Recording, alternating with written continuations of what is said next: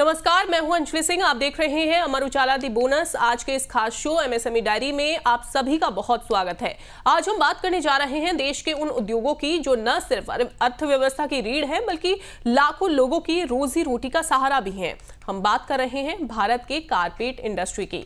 ये एक ऐसा सेक्टर है जो अपने हैंडमेड कारीगरी, परंपरा और ग्लोबल डिमांड के लिए पूरी दुनिया में पहचाना जाता है। लेकिन सवाल यह है कि क्या आज भी ये इंडस्ट्री उतनी ही मजबूत स्थिति में है? इस पर बात करने के लिए हमारे साथ गेस्ट भी जुड़ गए हैं। आपसे उनका इंट्रोड्यूस जो है वो मैं करवा देती हूँ। असलम महबूब, वाइस चेयरमैन ऑफ सीईपीसी, हमारे साथ जुड़े हुए हैं। सर, आपका बहुत स्वागत है बोनस पर।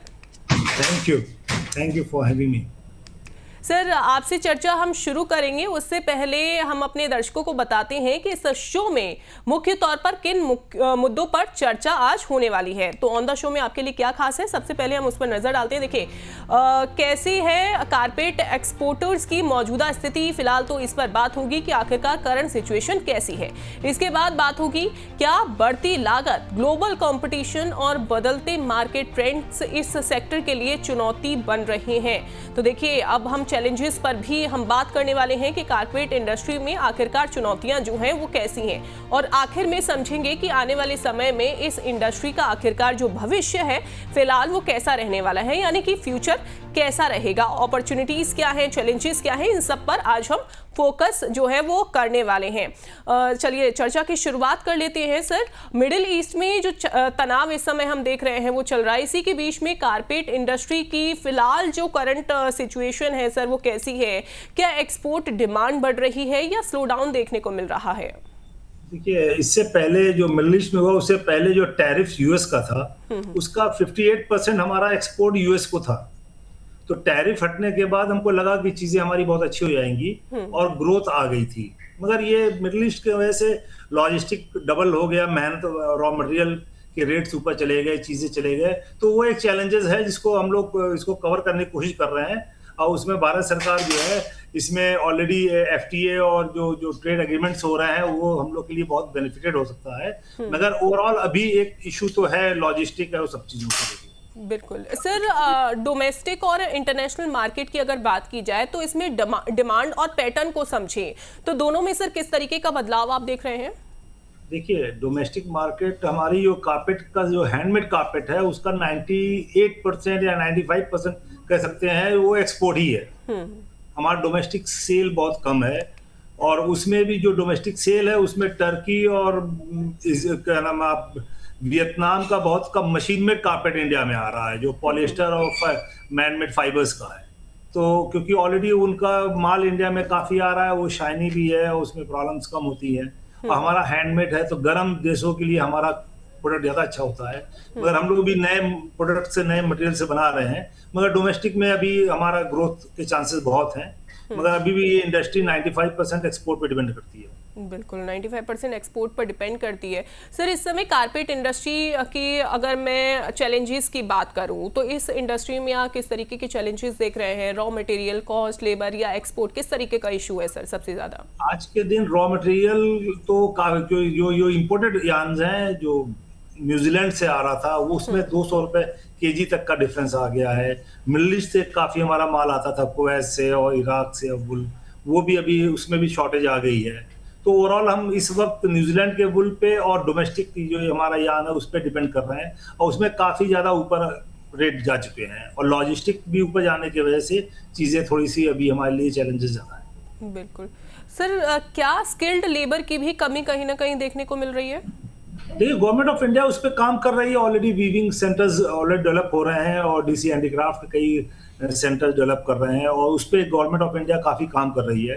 तो स्किल लेबर हमको लगता है आने वाले वक्त में जिस हिसाब से काम हो रहा है यूपी और बिहार के अंदर, हमको लगता है डेफिनेटली इसके ऊपर काम होगा। मंत्री जी जो है गिरिराज सिंह जी भी बेगूसराय में भी सेंटर चलवा रहे हैं, भदोही में भी चल रहा है, कारपेट एक्सपोर्ट टेक्नोलॉजी में भी एक काम चल रहा है। तो हमको लगता है स्किल लेबर पे गवर्नमेंट कर रही काम। बिल्कुल बिल्कुल सर, तो स्किल लेवल पर जो गवर्नमेंट है वो काम कर रही है।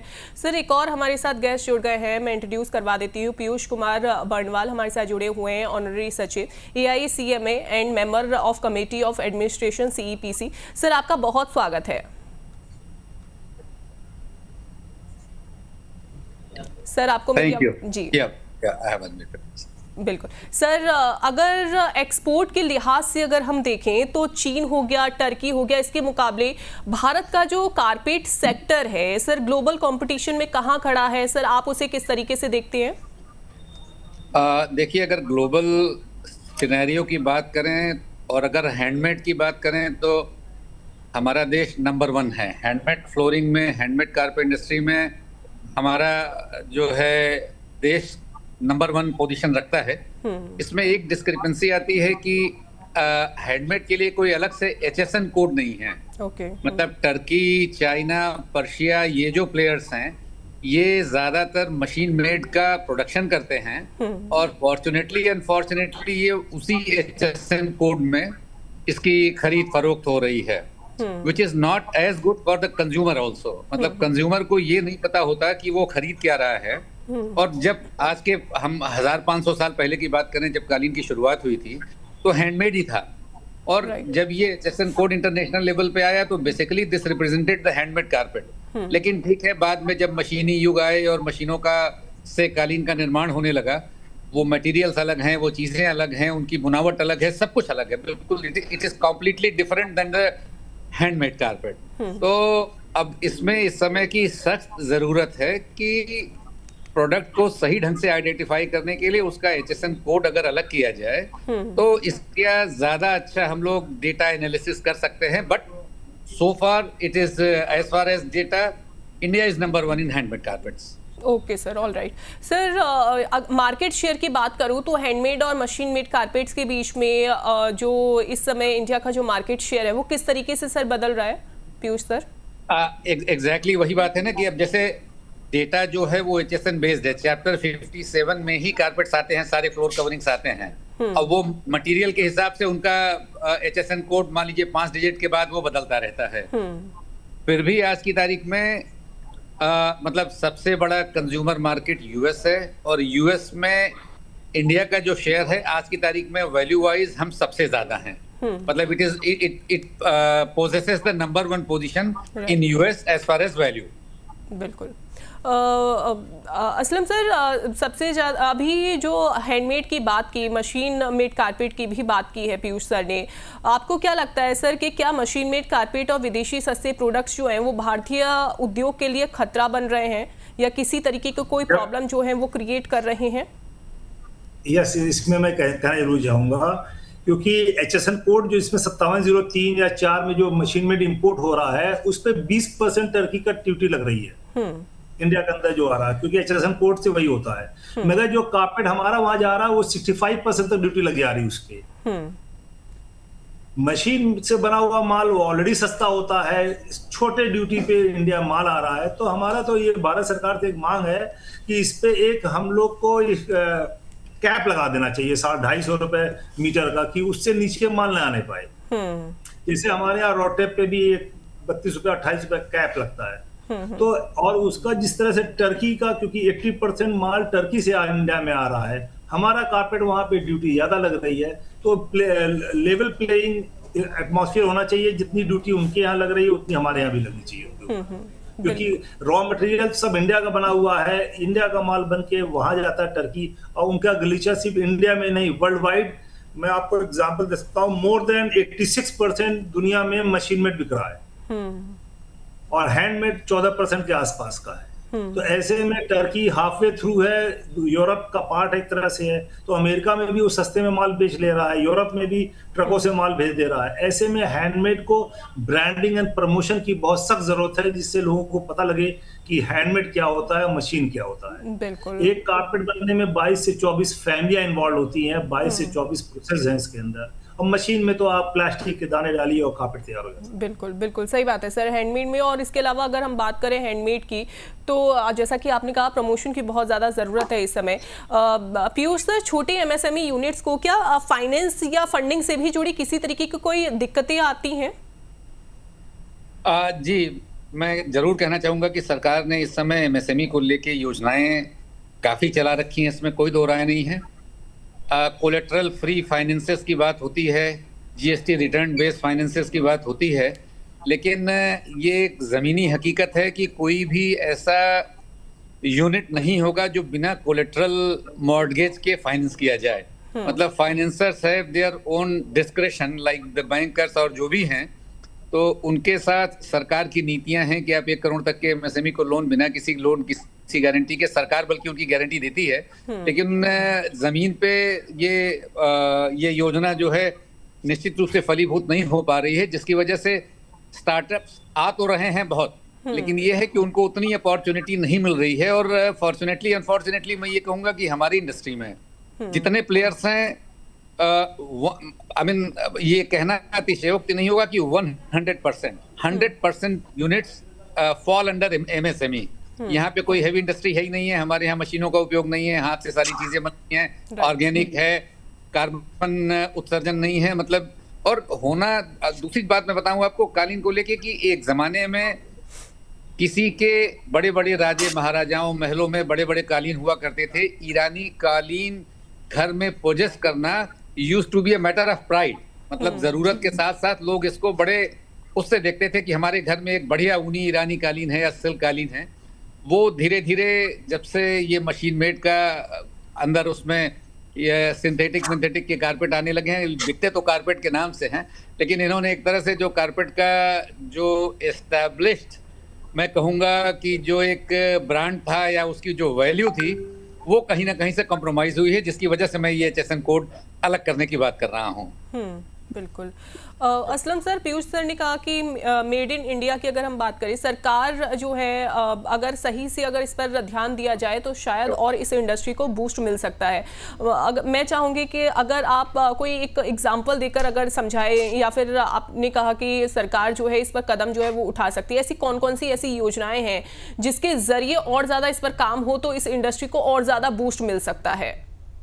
देखिए फाइनेंशियल क्राइसिस ज़्यादा आ चुकी है, क्योंकि चाहे टैरिफ रहा हो, चाहे आज का दिन हो, रॉ मटेरियल का रेट्स ऊपर चले गए हैं, वेजेस ऊपर जा चुके हैं। तो ऐसे में तो देखिए डायरेक्ट तो जब तक कोई प्लान नहीं आएगा कि वीवर जैसे एक्सपोर्टर्स को और वीवर्स एंड आर्टिजन्स की पॉलिसी, एक वीवर्स एंड आर्टिजन्स की पॉलिसी अलग से आनी चाहिए। इवन जो है छोटे और मझोले एक्सपोर्टरों को फाइनेंशियली 3% 2% FOB वैल्यू पे मार्केटिंग एंड प्रमोशंस के कुछ ऐसे प्लान्स आने चाहिए जिससे वर्ल्ड वाइड वो ट्रैवल कर सके, शो कर सके, डोमेस्टिक शोज कर सके, जिससे वो आगे जाए। क्योंकि ऑलरेडी जो है फाइनेंसेस के इश्यूज काफी आ गए हैं पिछले कई सालों में, जो भी इंडस्ट्री का रहा। ग्रोथ तो हमारी चांसेस तो हमारे हैं, कम से कम 2030 का 2 बिलियन का टारगेट हम लोग लेके चल रहे हैं, कार्पेट इंडस्ट्री को वहां पहुंचना चाहिए।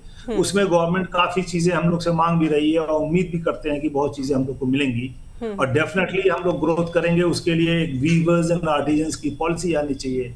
और जो हमको चैलेंजेस है फाइनेंस के, उनको कैसे हमको सर्टेन अमाउंट मिले, 2%, 3%, 4%, जिससे हम वर्ल्ड वाइड इसको ट्रैवल कर सकें, मार्केटिंग कर सकें, शोज कर सकें, बायर्स को फ्री सैंपल दे सकें, जिससे हमारा काम बढ़ सके। बिल्कुल सर, किसी तरीके का कोई रिफॉर्म सरकार से? रिफॉर्म तो बहुत से आ रहे हैं, उम्मीद करते हैं बहुत चीजें आएंगी, मगर तत्काल हम लोगों को जो है इंस्टेंट जो है फाइनेंसेस की ज्यादा जरूरत है और छोटे छोटे प्लान्स गवर्नमेंट के और आने चाहिए एक्सपोर्टर्स और स्मॉल एंड मीडियम एक्सपोर्टर्स के लिए खास तौर से। तो फाइनेंस की बहुत ज़्यादा ज़रूरत है। पीयूष सर, ई कॉमर्स और ऑनलाइन प्लेटफॉर्म्स ने कारपेट बिजनेस के लिए कितने जो अपॉर्चुनिटीज़ हैं वो उसके जो दरवाजे हैं वो खोल दिए हैं? इस पे मैं थोड़ा सा और वाइडर पर्सपेक्टिव में मैं इसकी बात करना चाहूँगा। देखिए जितने भी ये ई प्लेटफॉर्म्स हैं, दीज आर जनरली B2C। इसमें एक होलसेलर कंज्यूमर को बेचता है। हमारे केस में क्या है कि जो हिंदुस्तान से जो निर्यात होता है वो हमारा मोस्टली बिजनेस B2B है। और इसमें मैं एक चीज ये कहना चाहूंगा कि निर्यात का जो व्यवसाय है, जैसे डोमेस्टिक मार्केट में कंपटीशन हमारा जो है वो डोमेस्टिक होता है कि हम कोई चीज भारत में बना रहे हैं तो हमारे जितने भी कंपटीशन के मैन्युफैक्चरर्स होंगे या सेलर्स होंगे, उनका सारा कंपटीशन इसी जमीन पे है। भाई हमको जो भारत में जमीन मिल रही है, बिजली मिल रही है, जो लॉ एंड ऑर्डर है, जो बाकी सारी चीजें हैं, नियम कानून है, वो सबके लिए बराबर हैं। लेकिन अंतर्राष्ट्रीय बाजार में जब हम जाते हैं तो हमारे यहाँ के नियम कानून कुछ और हैं, चाइना में कुछ और हैं, टर्की में कुछ और हैं। उनको सरकार 0% पे फाइनेंस दे रही है। हमारे यहाँ देखा जाए तो बैंकों की एवरेज ब्याज 10% है, निर्यातकों को उसमें कुछ सुविधा मिल जाती है। तो देखिए निर्यात का व्यवसाय ऐसा है, और ये भी हैंडीक्राफ्ट होने के साथ साथ कि हमारा कंपटीशन दुनिया के जब अन्य देशों के साथ है तो हमको लेवल प्लेइंग फील्ड प्रोवाइड करना सरकार का दायित्व है। मैं ये कहना चाहूंगा कि अगर हम if we are not in competition with other countries at par, so we will not compete. कहने का मतलब ये है कि निर्यात का व्यवसाय अगर सरकार का सहयोग नहीं मिला हमें, तो फिर हम जो पोजीशन हम नंबर 1 की आज की तारीख में होल्ड कर रहे हैं, इसको हम बहुत लंबे समय तक नहीं बरकरार रख पाएंगे। क्योंकि पहले निर्यात पे प्रोत्साहन बहुत मिलता था, मतलब कई तरह के इंसेंटिव्स थे, सरकार की मदद हुआ करती थी आपके ड्रॉबैक के शेप में, लाइसेंसेस के शेप में, जो हमको अंतर्राष्ट्रीय व्यापार में खड़ा करने के लिए एक ऊर्जा देती थी। लेकिन इधर कुछ समय से ये सारी चीजों को सरकार धीरे धीरे कर्टेल करती चली जा रही है, और जिसका डायरेक्ट इनडायरेक्ट प्रभाव धीरे धीरे दिखने लगा है। लेकिन वही है कि कोई चीज डेटा में आने में और उसको समग्र रूप से देखने में समय लग जाता है। तो सरकार को अभी से इस बात के लिए अलर्ट होना होगा कि अगर निर्यात के व्यवसाय में सरकार सहयोग नहीं करती है, ब्रांडिंग में, मार्केटिंग में, अफेयर्स में पार्टिसिपेट करने के लिए, ट्रेवल के लिए, शिपिंग के लिए, तमाम जितने चैलेंजेस हैं, इनके लिए अगर सरकार का सहयोग हमको नहीं मिलेगा, ड्यूटी स्ट्रक्चर्स का है, कुछ देश ऐसे हैं जहाँ पे आप रॉ मटेरियल मंगाइए तो कोई ड्यूटी नहीं है, यहाँ पे डाइस केमिकल्स पे ड्यूटी है। तो कुल मिला जुला के जो अंतर्राष्ट्रीय परिदृश्य है, उसके परिप्रेक्ष्य में अगर निर्यातकों को सहूलियतें नहीं दी गई, तो आने वाले समय में हम बहुत अच्छा भविष्य नहीं देख पा रहे हैं।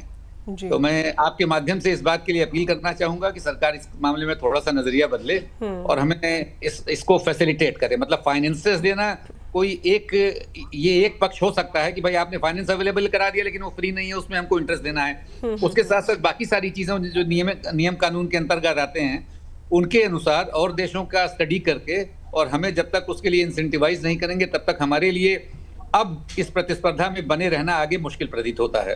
Thank you. बिल्कुल, यानी कि रिफॉर्म्स की जरूरत है सरकार से। इसके अलावा सपोर्ट की बात करें, फंडिंग की बात करें, ये सरकार से सपोर्ट है। और ये मैडम, ये मैं कहना चाहूंगा कि इंडस्ट्री स्पेसिफिक है। सरकार आज एक्सपोर्ट के लिए एक नियम बनाती है, वो हेवी मशीनरी एक्सपोर्टर्स हों, मारुति कार के एक्सपोर्टर्स हों, मोबाइल के एक्सपोर्टर्स हों, और चाहे हम हों जिनका हमारा प्रोडक्ट 6-6 महीने, हमारा एक प्रोडक्ट आप समझिए 6 महीने से लेकर साल भर में बनता है। मतलब अगर हम खेती भी करते हैं तो 4 महीने में फसल हमारी तैयार हो जाती है, लेकिन हमारा हैंडमेड का प्रोडक्ट है, हमारा 6 महीने में बनता है। तो अगर इंडस्ट्री स्पेसिफिक कानून या नियम नहीं बनाएंगे तो एक ढांचे में सबको ढाल देना, ये मेरे ख्याल से आज के समय की डिमांड नहीं है। आज चीजें बिल्कुल इतनी बदल गई हैं कि सबकी अलग अलग रिक्वायरमेंट है, उसको स्टडी करके उस हिसाब से सरकार को करना होगा। बिल्कुल बिल्कुल सर। और चूंकि समय हमारे पास बहुत कम है, एक आखिरी सवाल, मैं आखिरी एक बार सर मैं फीडबैक आपसे लेना चाहूंगी। अगले 5 से 10 साल में कारपेट इंडस्ट्री को आप किस तरीके से देख रहे हैं सर? असलम सर। देखिए, इंडस्ट्री का स्कोप तो अगर हैंड होल्डिंग गवर्नमेंट से हो, जैसे कि देखिए पहली बात तो ये समझना पड़ेगा कि हमारा कंपटीशन पाकिस्तान, अफगानिस्तान और नेपाल से है हैंडमेड, और वहां पे चीजें बहुत इजी हैं, बहुत सी चीजें उनको सपोर्टिंग है। हमारे पास पोटेंशियल है डबल इंडस्ट्री करने के लिए। आज से 20 से 25 लाख लोग हमारे यहाँ डायरेक्ट इनडायरेक्ट वे में इन्वॉल्व है। हम उसको 40 लाख 45 लाख ले आ सकते हैं। 2 बिलियन 2030 का हमारा विजन भी है। इस पे हम लोग ऑलरेडी काम कर रहे हैं, गवर्नमेंट से बात कर रहे हैं, अपने विजन दे रहे हैं और गवर्नमेंट का हैंड होल्डिंग का इंतजार कर रहे हैं। डेफिनेटली डोमेस्टिक मार्केट का बड़ा स्कोप है, एक्सपोर्ट का भी स्कोप है, मगर उसके साथ साथ हमको सपोर्ट चाहिए फाइनेंसेस के। एफओबी वैल्यू पे 3% 4% का अगर कोई पैकेज आता है तो इंडस्ट्री इसको बहुत अप्रिशिएट करेगी और उसके ब्रांडिंग एंड मार्केटिंग में इंडस्ट्री को बहुत काम आएगा।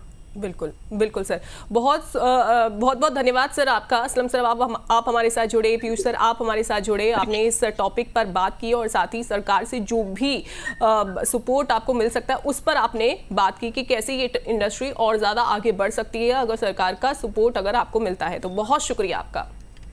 Thank you so much. तो देखिए, ये थी आज की चर्चा भारत की कारपेट इंडस्ट्री पर, जहां पर एक तरफ तो परंपरा और कारीगरी की मजबूत नींव है, तो वहीं दूसरी तरफ बदलते वक्त के साथ नई चुनौतियां और अवसर भी सामने आ रहे हैं। साफ है कि अगर सही रणनीति, तकनीक और बाजार का साथ मिले तो ये सेक्टर आने वाले समय में और भी बड़ी ऊंचाइयों तक पहुंच सकता है। इसी के साथ मुझे इजाजत दीजिए, नमस्कार।